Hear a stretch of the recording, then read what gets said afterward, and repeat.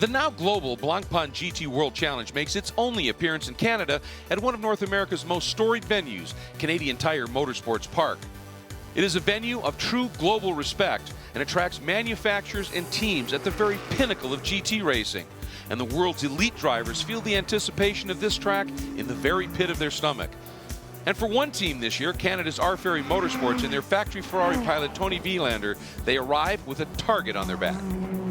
We come to the series this year as a defending champions, so that brings us certain, I would not call it pressure, but a little bit different approach. People are measuring their speed against us, and I can see there's a lot of attention all the time what we're doing in and outside the racetrack.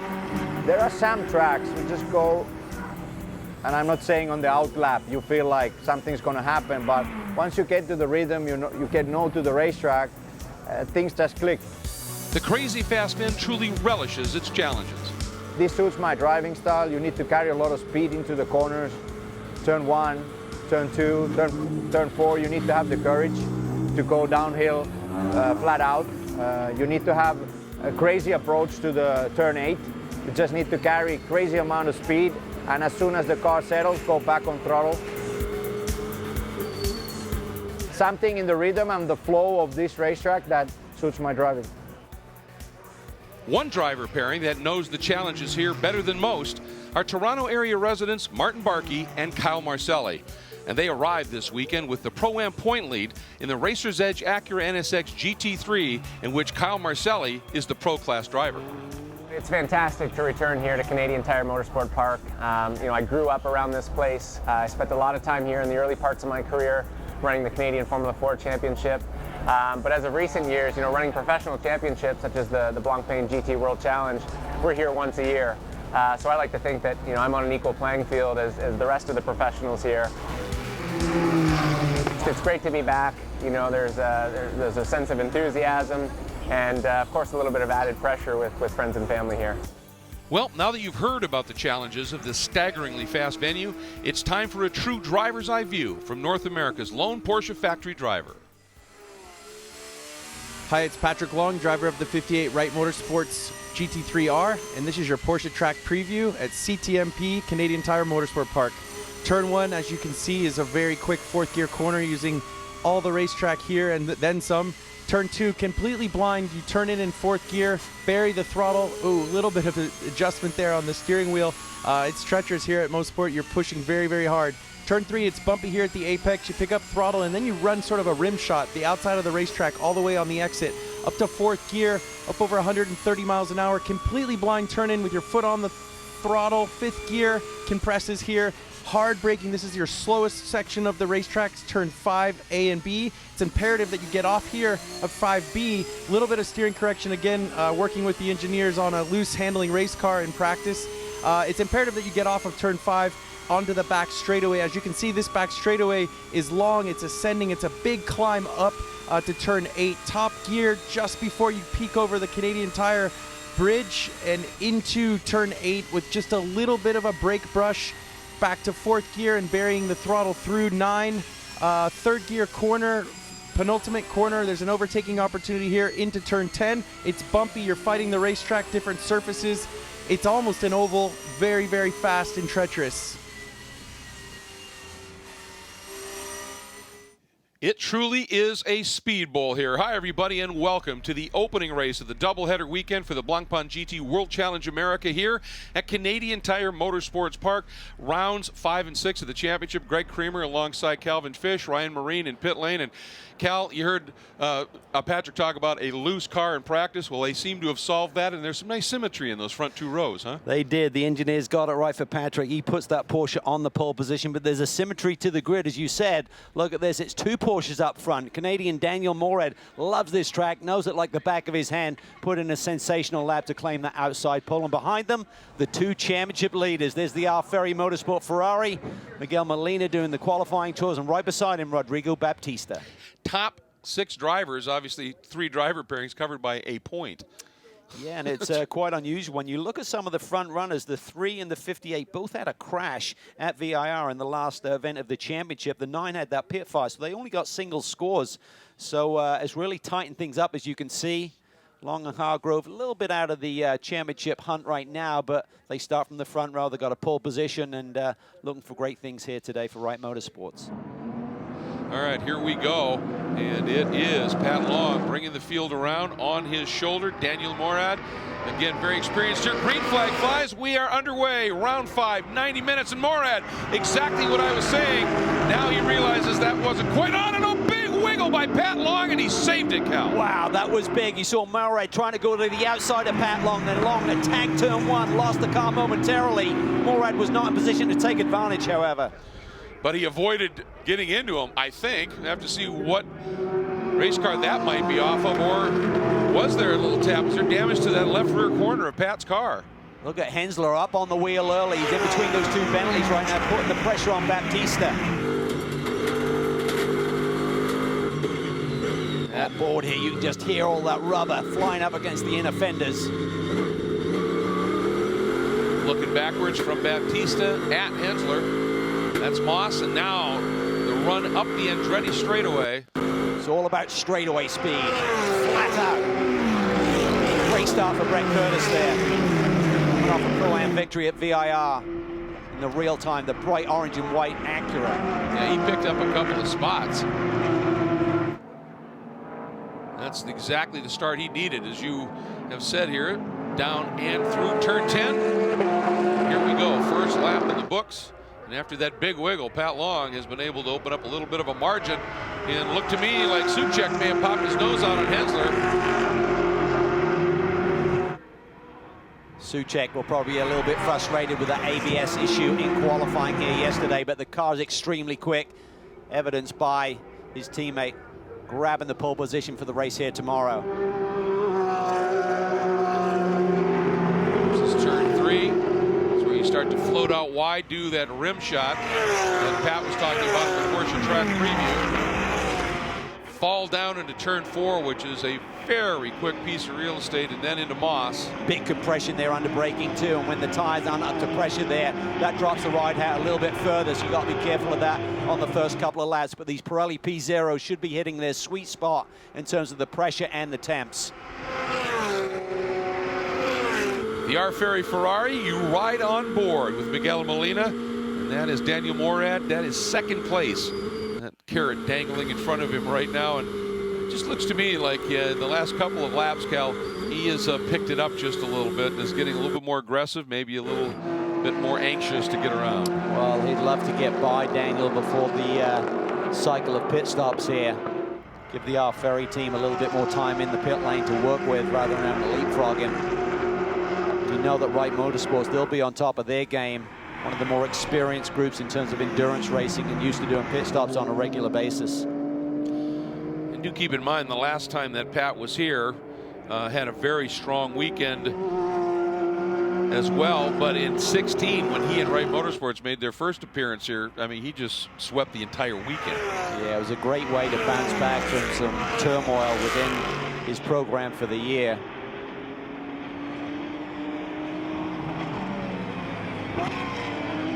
See, it's an angry little pack. Everyone's keeping their nose relatively clean right now, but Pat Long can see that whole group coming after him, so he can't afford to relax too much. And we discussed it. Thomas Blam talked about the overcut in terms of extending this run. So if Pat Long believes he is in trouble, and he is in trouble. Oh. Pat Long slows. Something has gone catastrophically wrong for him to lift that abruptly. Tire maybe. Looks like the left rear maybe. See a little bit of porpoising there. And he comes. Just looked like that left rear was bouncing a little bit more. Sometimes you see an angle when they try and do a tight cut on the car to observe, and you may not have seen something before. It definitely looked like it was bouncing a little bit. Yeah, it looked like it had air, but as you said, he's got to trundle down at pit speed limit and into the Wright Motorsports stall. The crew goes to work. And left rear. Yeah. Thought I could see something. Not Yeah.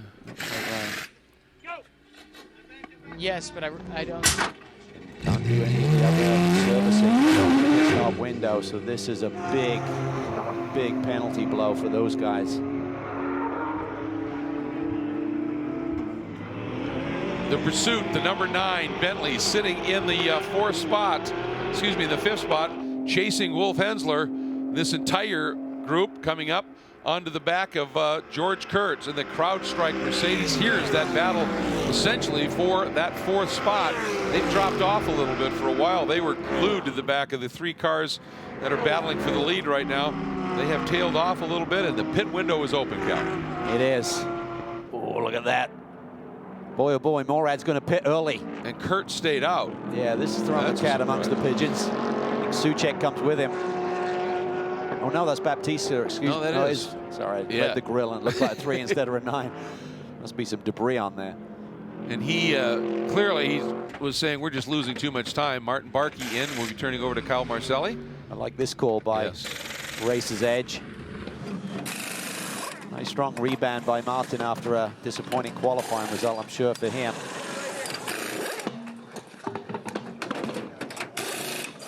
Boy, Morad drove an absolutely sparkling stint, didn't he? He really did. He's so impressive. Just really smart young kid. Great style, and he's always up on the wheel and giving it 1,000,000%. Tire change here. Spoken to the Capex team this morning, said a good one is about 21 seconds. This is not a good one, struggling to get that rear Pirelli underneath the wheel arch. He said a good one means you're sitting still for 5 seconds. They were not sitting still, so pretty close to the delta, I would think. Here we go, both of them peeling off. You can see there's a minute 55 to play, so they could have gone one more, but that's getting really risky. And plus the fact the guys who've made the early starts will be setting nice fast lap times right now. So it'll come down to the execution of these crews on these stops and the pace of the others that have already done their stops.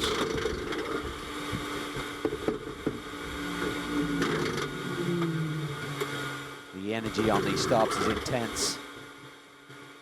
Just sitting on the pit wall, just waiting to go. You just want everything to be perfect. Just got to stay calm, go through your routine.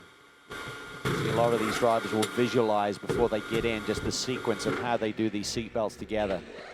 This is a team that's had so much success, but I wouldn't say they've been the sharpest on pit lane in terms of that pit lane delta. Look at Parent really putting the pressure on De Quesada. And he realizes this is a critical time with cars sitting on pit lane.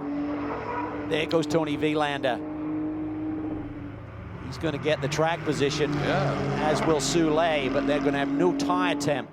And this was critical for Parent. If he had gotten around De Quesada, he could have gone on the attack. And these opening corners, this next lap and a half or so is going to be crucial for Tony Vilander.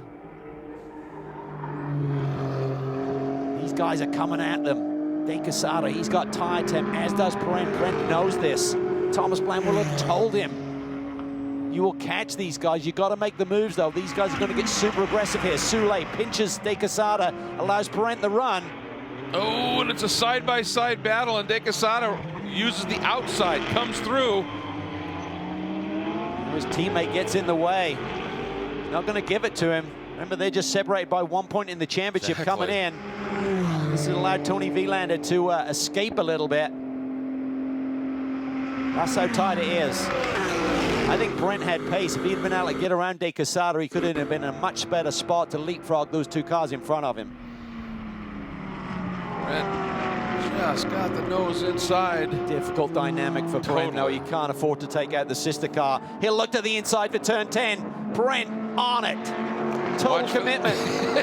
Baptista squares to try and come back underneath, but he still doesn't have enough temp. Couldn't get to the throttle soon enough, and Parent's through. And Soulé thought about it, but nowhere to go with it. Now he's starting to get the sweet spot back. Such a frustrating thing to see. You can't do anything about it, otherwise he's going to throw the car off the road. You can see him there as he tries to carry the speed through, just washes out the front end on that Bentley. And as we watch the number 9 of Parent, right behind him, of course, Max Soulé in the number 3, and the driver that started that car, Rodrigo Baptista, is with Ryan. Yeah, let's check in with Rodrigo. You saw Maxime lose the spot to Alvaro just a moment ago, but still, both Bentleys running quite strong once again here at CTMP. The second gen seems pretty good here, just like the first one was. Yeah, for sure. I think the track suits our car, so yeah, the car looks good, and I just think we lost a bit of time in the pit stop. The car went down and the car didn't stop, so yeah, it was a shame, but we still on the fight. How confident are you Maxime can work his way around Alvaro and perhaps gain a couple more spots? Yeah, it's difficult, especially here in this track. You know, a Bentley behind a Bentley is even worse because of the aero, but for sure he will try, so let's see. Perent really trying to get this position away from Michael De Quesada. Well, he got up close, and then she got into turn 9, lost that little bit of ground. Perent's getting off there better than he was Yes, 5 he minutes is. ago. He's figured something out. So fabulous battle for the second place continues behind the R. Ferry Ferrari leading in Tony Vilander, and a great battle in Pro-Am as well. De Quesada, very wide rim shot down through turn number 2. Gathers it back up in 3. He does. He uses all of the road there now, doesn't he? Totally legit. Just got to have 2 wheels touching the red and white curbing or the white stripe, depending on which corner we're talking about for track limits. Oh, little bobble there. Perent down to the inside.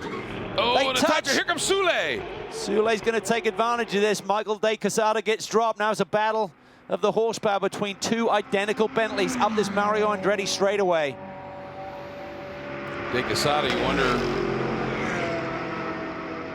if there was any contact, how healthy that car is. Saw a little bit of the flash of the brakes for Soule, and Perent works the outside, sweeps around the outside. Wow. I thought Soule was just going to bury it in deep. Just a lot of respect between these 2 drivers. Soule, can he do the undercut onto this front straightaway? Looking at it, trying to get to the inside. Michael's in. Yeah, I wondered if Cut down a tire. suddenly looked to me like something changed in the attitude of that car. Maybe that's what gave Perent the opportunity that Yes. Michael was struggling. Oh, what a shame, this young man. What a drive. Right rear.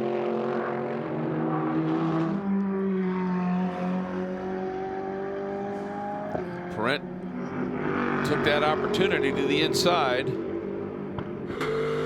on that onboard, it locked up for just a second, so.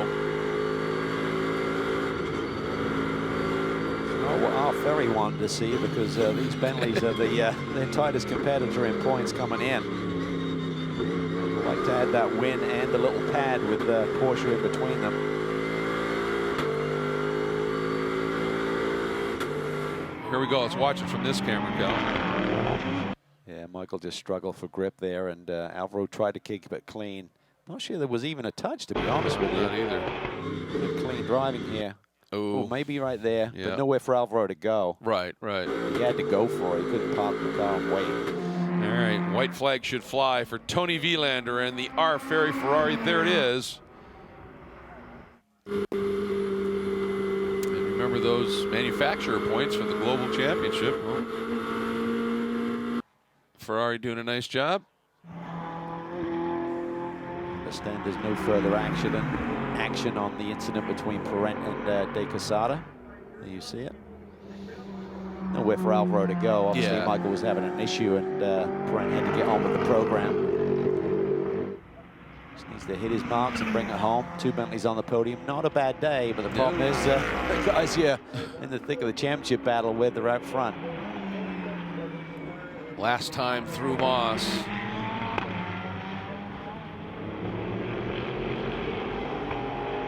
Rolling those big V8s onto the throttle. There comes Vilander and the 2 Bentleys.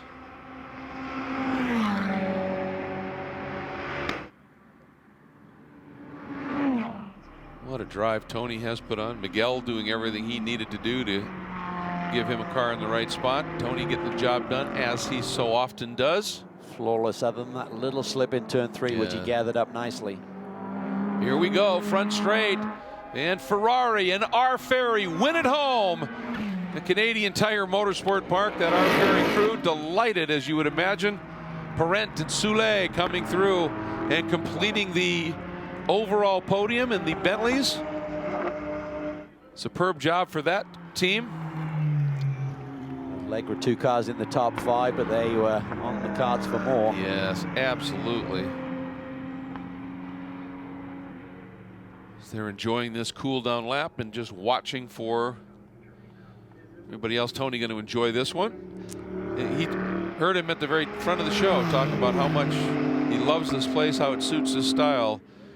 And then he gets the win here. That's about as satisfying as it gets. And for Mark Miller, 2 more corners to give this team their first win of the season, make up a boatload of points to the car that's chasing them right now.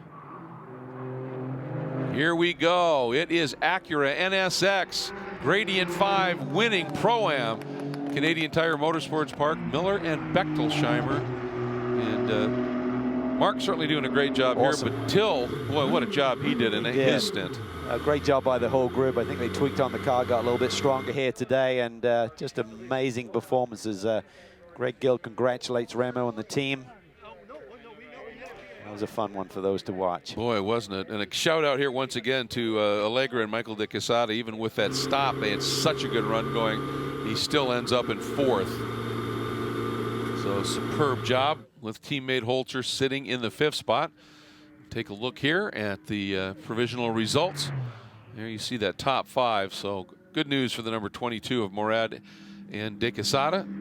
Pat Long and Hargrove with their problems still there, finishing in the top 6, and then Bechtolsheimer Miller with that Pro-Am win. And then Acura 1-2 in that category as well. Another nice podium for George Kurtz and Colin Brown. George is really starting to feel the confidence factor come back to him. He had a tough year last year. Yeah, he did. And he's putting some really strong results this year.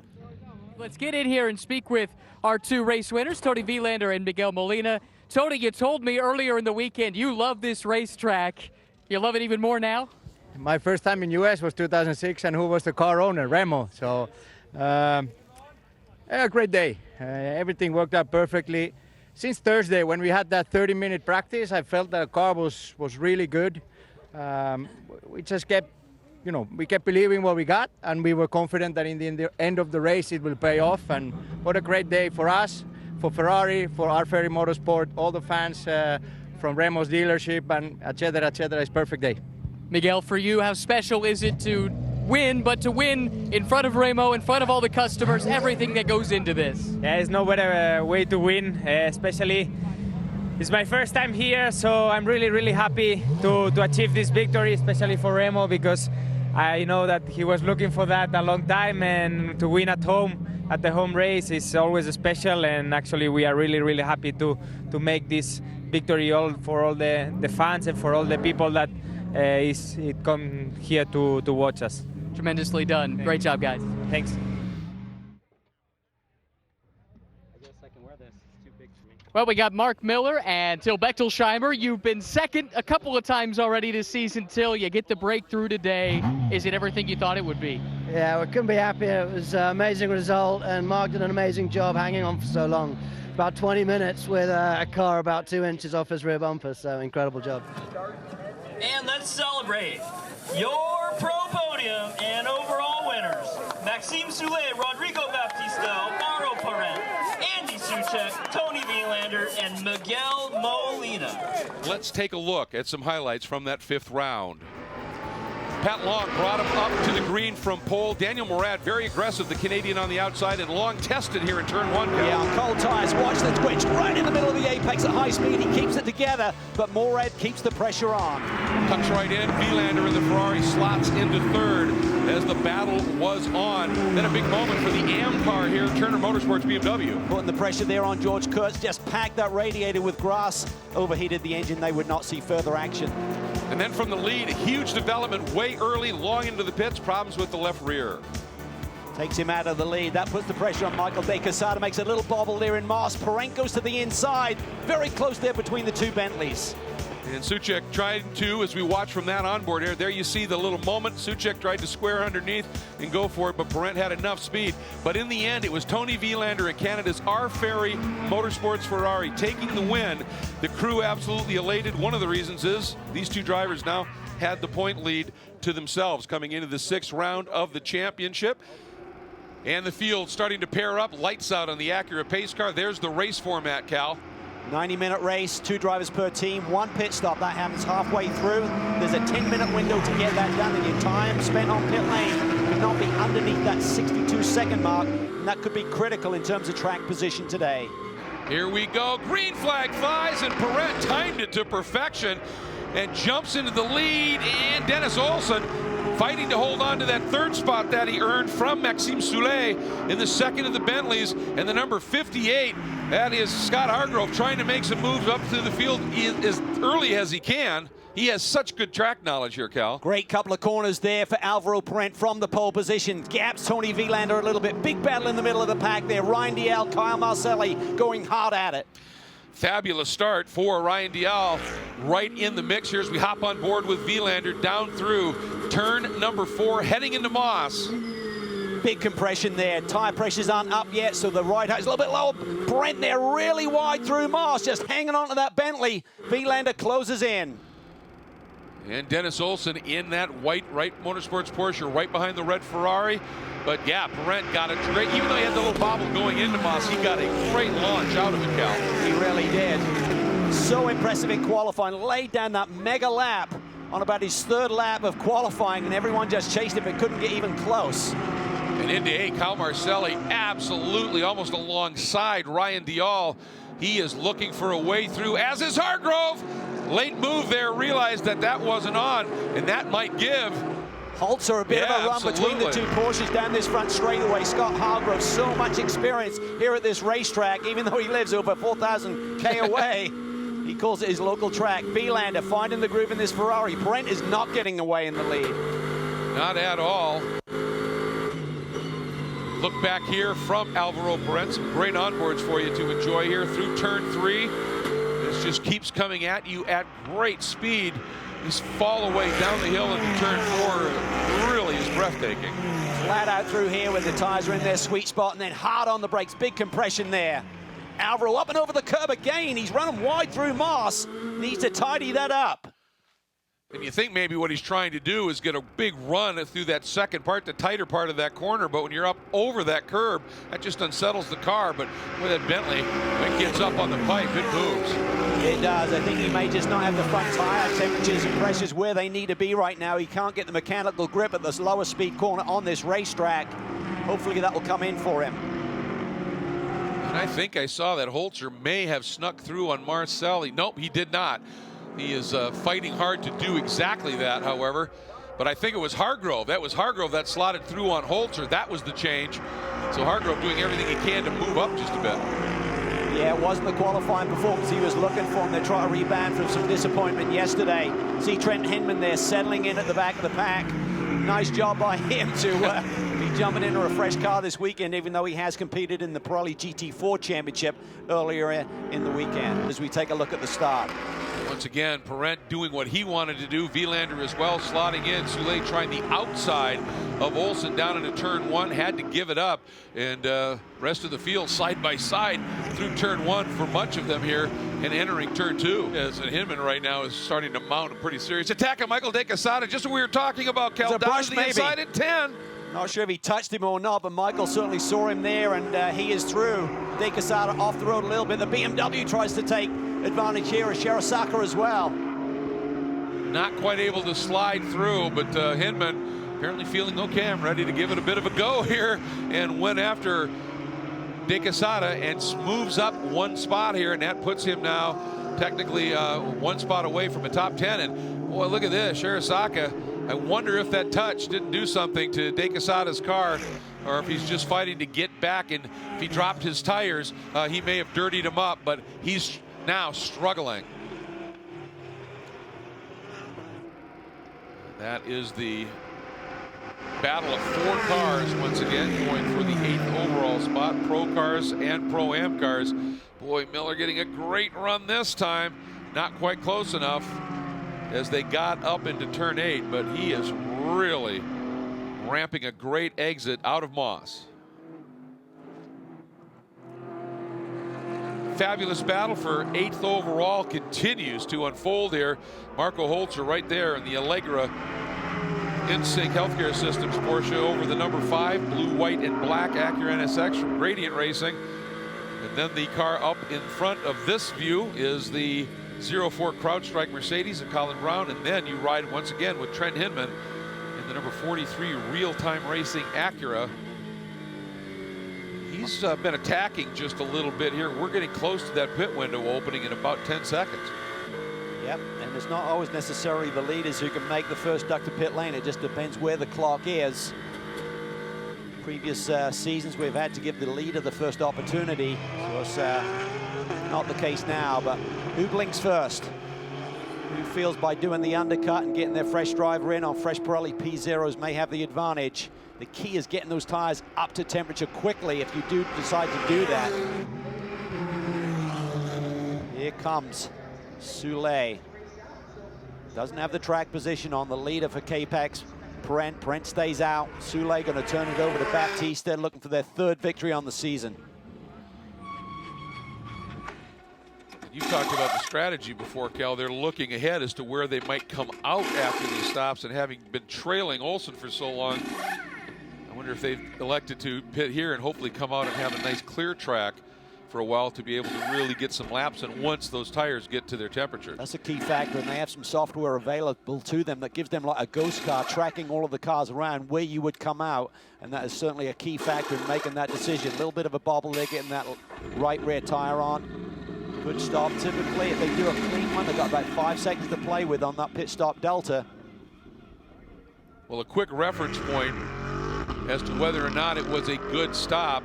And that was one close. was about as close as it gets. 62.138. 62 is the bare minimum, so they're right on the number there. That was remarkable. A great view here on board with Parental looking back at Vilander as they go into turn 3. It's a 62-second minimum pit lane delta, but they do have a 1-second joker they can play with, Greg. You can only use it once a weekend, so it's either in race 1 or race 2. Who tries to play with that and cut the margins even closer? Vilander's so close there. Look at this. Ferrari is really hooked up. Speaking to Molina this morning at the hotel, he said the car was just quick immediately in Thursday practice and put a big smile on his and Tony Vilander's face. Been a stellar performance, what you'd expect from a championship winning team. Just totally executing on every level. And the victory today may be in the hands of the crew and the wheel guns. Here they come. They're coming together. This is the duel in the pit lane. Maybe they just said, do what Parent does, or do the opposite. Sometimes they may say, stay out for an extra lap. Let's see if we can get the overlap. Tony preparing, loosening the belts. See him there going down to the side, probably to loosen that waist belt as well. Tony a little bit bigger build than Miguel. They have a little farther run from their pit stop to pit out than the Bentley does. Much easier. His little delay there on the right front before he gets around to the left. See, it's a little bit easier, not as jammed in there like the Bentley with the right-hand drive, with the driver getting out by the refueling rig. Should make it easier for the Ferrari. Meanwhile, Bentley about to complete their stop now. Andy Soucek on board. Starts and goes, so that might be an indicator. Let's watch for it. See if they play with that 1-second delta. Yes, they do. 61.9. They're using the joker up. You're allowed a second margin there. Vilander to Miguel Molina, 63.4. That's a second and a half. That really takes the pressure off Andy Soucek here as he tries to get, you can see the gap. It was about half a second when they came to pit lane. Now it's going to be about a 2-second gap. Tell you, these K-Pax lads are just spectacular, aren't they? They are, but they have a lot more years experience in endurance racing, Greg, so it's hard for a team that's used to sprint racing to get up to that level quickly. And every time we hear from Darren Law, whether it's in one of the broadcasts or when we talk to him in the paddock, he continually talks about how much they analyze and practice stops. There you see Baptista on the attack. Can he do anything with Molina? So he's doing the undercut. They pitted Soule immediately. He's going to try and chase down that Ferrari. Well, this has proven to be exactly what we talked about, where the teams in pit lane playing a huge role in this one. Once timing cycles through here, as most of the field has indeed gone through and completed their stops, It's going to be interesting to see, but one thing we know for sure is Souček leads it with now a 4-second margin due to that stop over Molina in the Ferrari and Baptista in the number 3 Bentley. And the still leading in Pro-Am, however, is the 91, now in the hands of Anthony Imperato in the Wright Motorsports Porsche. And now Cameron, did he just slide through and pick the spot up on Barkey? I think he did. Yes. Oh, and this is going to be a big late move here from Wolf Hensler down inside Barkey, and he makes that work. Barkey knows the racetrack very well. It's his local circuit, of course, but you're dealing with the pros here. They just take it to another level in terms of the commitment and the experience level. And Barkey savvy knows he's in a Pro-Am battle. Neither of those cars are part of that. He didn't fight either of them hard, let them both through. The smart move now is try and reference a little bit off of the very experienced Wolf Hensler, and that might help him get up to speed just that much quicker. So that traffic cost Dane Cameron 2 seconds. He laid down a 17.2. That was a 19.1 on that traffic lap. Molina starting to get into a rhythm. Does Baptista have anything left in the tank here to try and make a move here? At the line right now, that margin up to almost 6 seconds. Souček back to Molina. And there's a gentleman that's with Ryan in the pit lane who I'm sure is delighted with the performance he's seeing from his teammate. Yeah, he built that gap to begin with. It is our pole sitter, Alvaro Perez. The beginning of that stint, it kind of looked like you were sliding around a little bit in that opening lap. How hard were you pushing to keep the Ferrari behind you? We're all pushing all the time, but I was pushing hard. Managed to get some good temperature for the first laps. Managed to get a good jump on the start there, which is always tricky around here because you want to keep the lead as it's so hard to overtake, as we saw. Then I was, pushing all the stint. Tony was on me all the time. I think towards the end of the stint, he probably had a little bit on me. Maybe in the middle, I had something on him. So yeah, it was close racing on it all the time. And the guys did a great job on the stop. So let's see what happens now with Andy in the car. Thank you, Alvaro. Thank you. With everything that has developed, it is now the number 80 MBRP Performance Exhaust Racer's Edge Acura leading in the Pro-Am category. And once again, Cal, they didn't have the race they wanted necessarily yesterday, although they fought their way up into a second from an 8th place starting spot. So they had a great race, and they're sort of repeating that today as they have fought their way right back up from a 4th place spot into the class lead. And for the 2 Canadians that are the drivers in this car, that's sweet. That'll be sweet. A lot of family and friends here this weekend cheering them on. Going for their 3rd victory in class this season. Just doing everything right, making this big move up to the GT3 machinery for that team. It's been a big step, but they've certainly been up to the task. And they got a great lineup. I mean, Martin Barkey's one of the best AM drivers out there, and in Kyle Marcelli, it doesn't come much better than that. Little battle here between David Askew and Imperato for 2nd place in Pro-Am. Imperato's been very much on the charge here and has chased down the Mercedes AMG. We ride on board with the Salco Mercedes. Askew is an AM winner at his home track in Utah last year, and they've really grown the program. He's the team principal at DXDT, now fielding 2 cars, including the 04 CrowdStrike Mercedes. And he said, I'm happy to drive, he said, but I've got to wear that team owner hat, take care of customers and sponsors, and he seems to be doing it, doing both fairly well. He does. It's a great group, a lot of experience in that crew, led by Richard Rader. 2-car operation this year, obviously running the CrowdStrike AMG Mercedes as well. And that's nice to have a 2-car operation with the experience factor of a Colin Brown and a Ryan Dalziel in the camp. You're only going to be moving forward. All right, white flag is out. We are on our final lap here in round 6 at the Blancpain GT World Challenge America, Canadian Tire Motorsports Park, and the margin that time 3.4 seconds. So Souček responding, opening that margin up just a bit, give himself a little bit more of a comfort zone, as you said, in Molina coming and getting that close. Here is your leader in the Pro-Am category, Canadian Martin Barkey, in the Racer's Edge MBRP Performance Exhaust entry. He's got lots of room, maintaining that 10 or so second gap back to David Askew, who's 2nd in the class, and then Imperato, Imperato has brought that down to under 5, but just here as we are on this last lap. Here he goes, Souček. Down the Andretti straightaway, or I should say up the Andretti straightaway for the last time, Cal. This will really tighten up the points chase here tonight. They'll have an equal score over the weekend. Yeah, the Ferrari up by 8. There's a 7-point difference here, so about as close as it gets. Here we go. Bentley coming through, winning the 6th round of the championship at Canadian Tire Motorsport Park. Alvaro on the wall, delighted with the performance. Molina, Vilander, and Canadian-based R Ferry Motorsports coming home second. A win in a second, that's not too bad.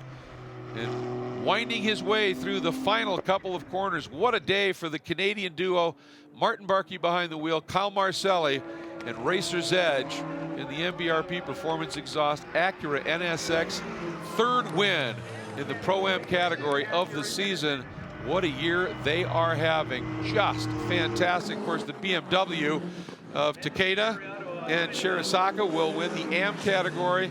And at the end, the margin between Long and Cameron, 1 second. He gave it his all. And again, Parent doing such a brilliant job qualifying for this race, doing what he needed at the start. Souček responding brilliantly. Here's a look at the provisional results here. And that great story that we've been talking about, certainly. Just a great job here for Souček and Parent. As you see, the manufacturers and team names roll into the results column. It has been a remarkable day for K-Pex Racing. And now down amongst the celebrations is Ryan. It was quite a celebration. Our race 2 winners, Alvaro Parent and Andy Souček. A big hug from you, Alvaro, when Andy got out of the car. You guys have made a really strong pairing going back to last year. What has made this duo work so well? Look, the speed and all the work and the work with the teams, the car preparation has always been there. Obviously, this car, the 2nd generation this year, compared to the competition, is a lot stronger.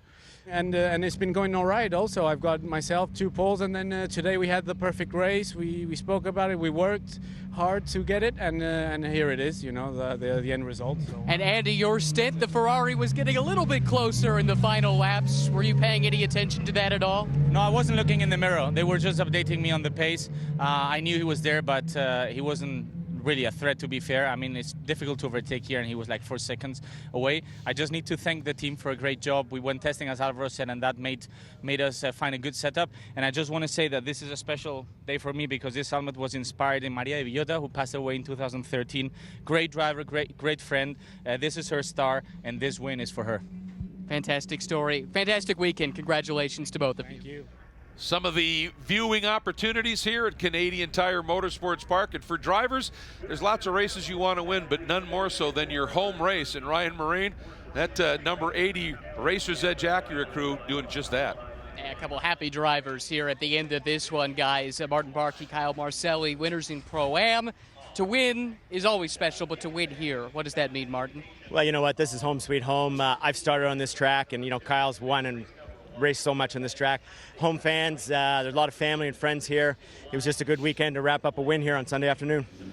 Yeah, and you talk about the wins. 3rd one in this championship. They are really on a roll here. Healthy lead in the championship. Yeah, absolutely, and a couple of weeks off, and then this field moves to another absolutely brilliant and challenging race facility, Sonoma Raceway, out in the Bay Area of California. Hope you can make it and join us for our coverage from there. Boy, it is a special place indeed. This championship is on.